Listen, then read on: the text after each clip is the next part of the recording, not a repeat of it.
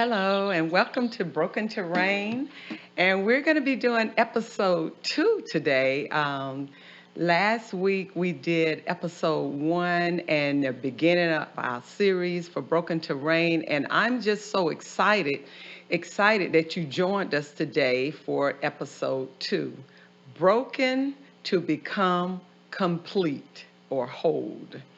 I did a devotional called Broken Terrain the Kintsugi Way. Kintsugi.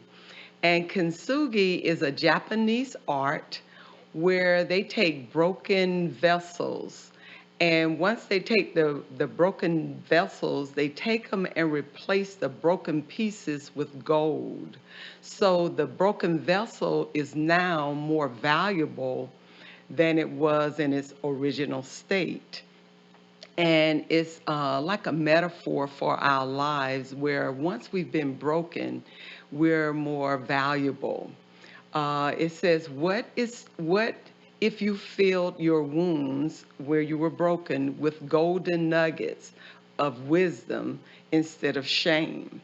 What if your wounds did not turn into baggage to be carried around, but instead it becomes a place of learning and beauty?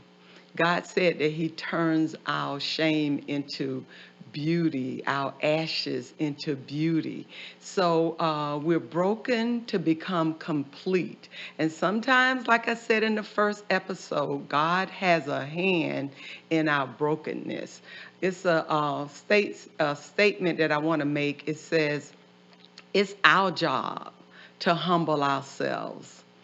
It's God's job to exalt us. But if we try to do God's job, He would do our job. So let's humble ourselves. For pride is the very foundation upon which Satan has built his kingdom. And we don't want to be a part of Satan's kingdom. I wanted to say in the series the episode for Broken to Become Complete or Hold, broken is whole taken apart. Sort of like Humpty Dumpty. He had a great fall to be put back together again. So Humpty Dumpty sat on a wall and he fell, but it took a lot to put him back together again. So a lot of times in our process of being broken, it's the stages of how we're being put back together again. Broken to become complete or to become whole again. And broken is coming to the end of yourself. We talked about that earlier, how you come to the end of yourself. So now you have to say, at this time, I'm not going to be trying to work it out myself and trying to figure out how I can do this. Or Humpty Dumpty couldn't put himself together again. It took some other people or something else to bring and put him back together again. So for us, once we've been broken, it's a period in our lives where we have to be put back together again, where we can reign and we can reign successfully. Broken is coming to the end of yourself in acceptance of God's complete authority in your life.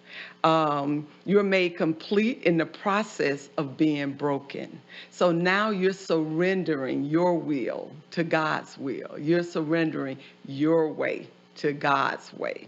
The Bible talks about that you have to look at His way, not your way.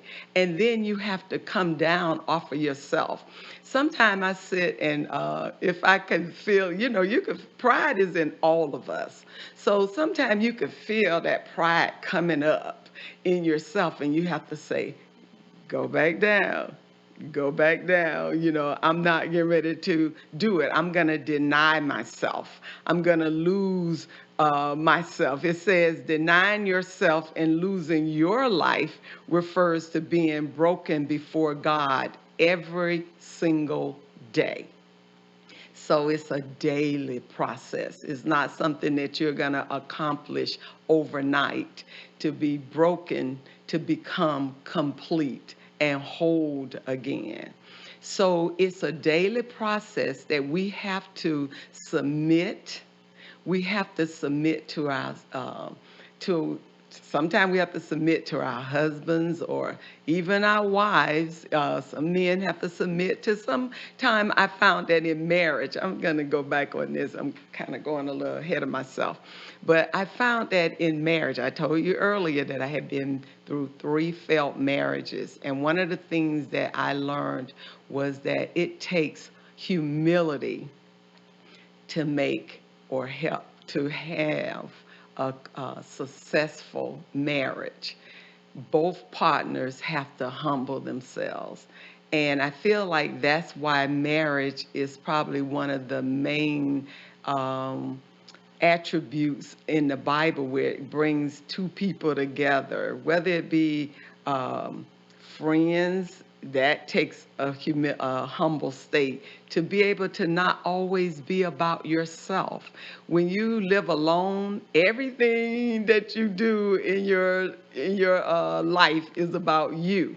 But when something else comes, even if it's a pet, an animal, or a dog, or a cat, you got to submit to that dog to say, you know what, I'm going to take him walk. I got to take him walking. I can't just let him just mess in the house or whatever.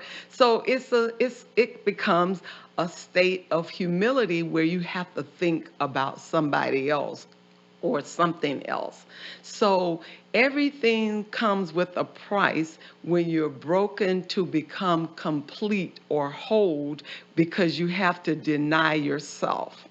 It always a constant heart attitude of not my will, but God will be done. It empties your own desires, where sometimes it's not about you, but it's about others. It's about something else or somebody else, or for the long run, the wholeness, the whole process of where you're going.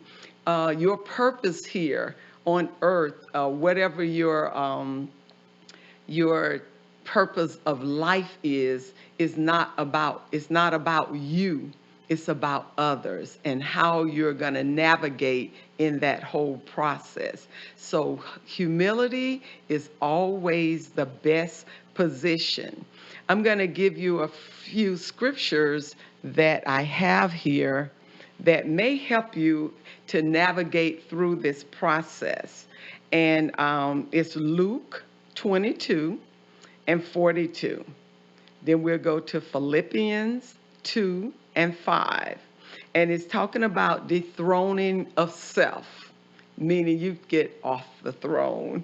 You got to put God on the throne so that he can help navigate your life and help direct you in which way to go. And your life would be so much more peaceful. The end of self and surrendering to others, or surrendering to the process. A lot of times we want to take it on ourselves, and we want to be the one that controls the situation. We want to be the one that's in charge of the situation. But once we realize that we say it's our job to humble ourselves, it's God's job to exalt us, then we will have a more successful life. Remember, pride is the very foundation upon which Satan has built his kingdom, and we don't want to be a part of that. So remember, humility is the best position. Thank you for listening. Episode 3 is coming up next. For episode 2, the subject is broken to become complete or whole. Thank you for listening and have a wonderful day.